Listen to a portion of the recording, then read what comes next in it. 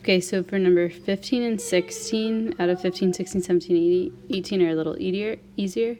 You just have to use the inverse button. So for cos theta equals 0.9848, you're given the ratio, so you want to find the angle. This isn't a nice value like 30, 45, 60, so we use our calculator. So we do inverse cos of parentheses 0.9848. You hit your mode in degrees, and then you'll get 10 degrees, and then you hit mode radian, and you'll get 0.17. Okay, so those are the same answers, just one's in radians, one's in degrees, and how you do that is you change your mode. You type in the exact same thing, but you just change your mode. So for sine theta equals 0.891, you do inverse sine of that value. When you do that, if your mode's in degrees, you get 55 degrees. If you need radians, you first change your mode to radians, and then you'll get 0.958 radians. They're the same. They're just in one's in degrees and one's in radians. Okay, I put a star by 17, 18 because they're a little bit harder. Okay, so we know that the reciprocal of cosecant is sine. So what we have to do is we have to do inverse sine of 1 over 1.856. For number 18, we know that the inverse of cotan is tan, so we do inverse tan of 1 over 1.25. Again, for 17, depending on the mode, you'll get different answers. So if our mode is in degrees, then we will get 32.6 degrees. If our mode then is set in radians, we should get 0.569. Okay, same answer, just different settings, right?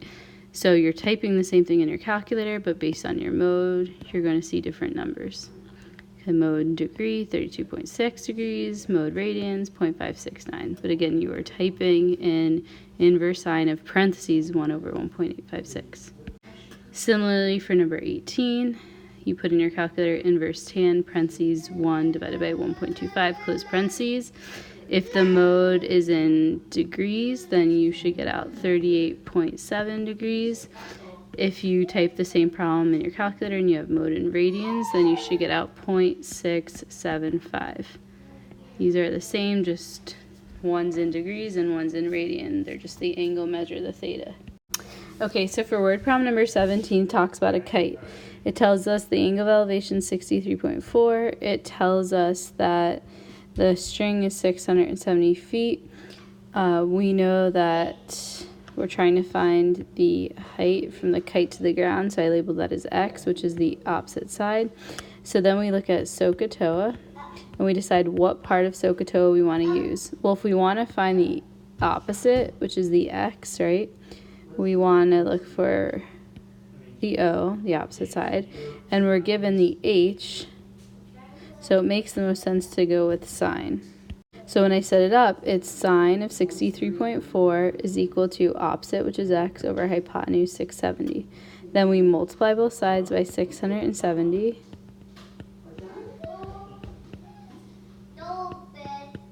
And when we put in our calculator, making sure the mode is degrees, sine 63.4, enter, times 670, we get that x is about 599 feet, meaning the kite is about 599 feet off the ground. Okay, so for this problem, there's a window washer on a ladder, and the person looks straight across at the building.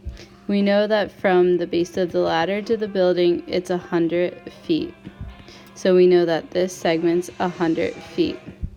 We know that the angle of elevation from this person's eyesight to the top of the building is right in there. And we know that that's 18.7 feet. We then know that the angle of depression, the person's eyesight swinging down to the bottom of the building, is 6.5 degrees. If we're trying to find the whole height of the building, we need this little chunk. So we're looking at it as two triangles, right? The Y piece. And then we also need the upper chunk, which we'll call the X piece. And if we add those two segments together, then x plus y is the whole height of the building. So I'm going to make two different triangles. So I first look at the triangle above, okay, and I'm trying to find this x, this height piece. So I look at it, I label OAH.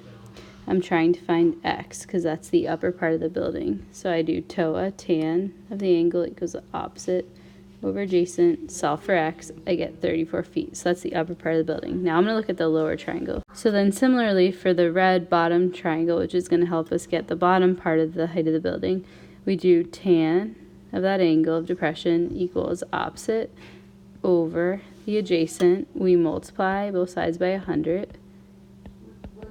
And then we should get that y, which is the bottom height portion of the building, is about 11 feet. So then if we add the two values together, the top part and bottom part of the building, 34 feet plus 11 feet, we should get about 45 feet is the height of the building. Okay, so for finding positive and negative coterminal angles, if you're in degrees, you need to spin around a full revolution. So you can either add a full revolution, positive 360, or you can go in the opposite direction, minus 360. So if we want a positive answer and we add 360, we get positive 425 degrees. If we go in the opposite direction, we subtract 360, we get negative 295. Those are coterminal. Now for B, if we're talking about radians, then we're going to add or subtract 2 pi. So for example, if we have pi over 4 and we add 2 pi, put a 1 under the 2 pi. You need a common denominator, so it's pi over 4 plus 8 pi over 4, which is 9 pi over 4.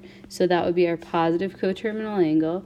If we want a negative, we subtract 2 pi. We make a common denominator, so we have pi over 4 minus 8 pi over 4, which would be negative 7 pi over 4. So we have a positive and we have a negative coterminal. Adding and subtracting 2 pi is rotating full revolution. So for number 2, to find the complement, you do 90 minus 40 is 50 degrees. The supplement is 180 minus 40, which is 140 degrees. To find the complement of supplement when we're dealing with radians, when we're finding complement, we do pi over 2, because that's 90 degrees, minus the value given. To find a supplement, we do pi, which is 180, minus whatever is given. And now we just need to do some basic subtraction. So then when we do our simple conversions for the complement, we need to multiply the numerator and denominator by 4 to get common denominator of 8. So then we have 4 times pi, which is 4 pi, minus 3 pi is 1 pi or pi, all over the common denominator 8. So the complement is pi over 8. Then for the supplement, we do pi minus 3 pi. I put pi over 1 because I'm dealing with fractions. Multiply top and bottom by 8. So 8 pi minus 3 pi is 5 pi over common denominator of 8. So 5 pi over 8 is the supplement. So for number 3, to convert 185 degrees to radians, we multiply by pi over 180. We simplify, and we get 37 pi over 6. So that's radians. So then for 3b, we multiply by 180 over pi. Simplify, we get 105 degrees. To convert this into decimals, we need to hit 56 second angle. Find the degree bubble, hit enter. Then we hit 42 second angle. Then we hit that mark, enter. Then the last one we do 18 alpha plus enter, and it will give us the decimal answer of 56.705 degrees. So this next one we put in our calculator, we type in 47.666, then we hit second angle, scroll down to DMS, hit enter, and then we will get our answer.